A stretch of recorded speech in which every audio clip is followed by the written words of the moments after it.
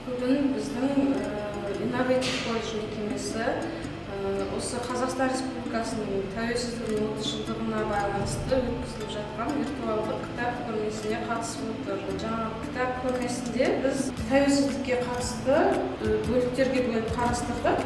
Бұнда бірінші бөлімінде біздің елбасымыз, тұңғыш президентіміз Нұрсұлтан Назарбаев еңбектеріне арналған болатын.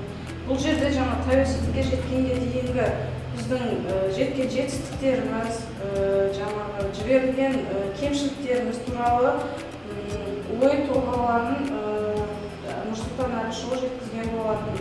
Енді мына екінші бөлігінде Қазақстан Республикасы тәуелсіздік алғаннан бері қалыптасқан және даму барысындағы қабылданған стратегиялық бағдарламалар және әртүрлі нормативтік актілер, заңдар қарастырылған болатын.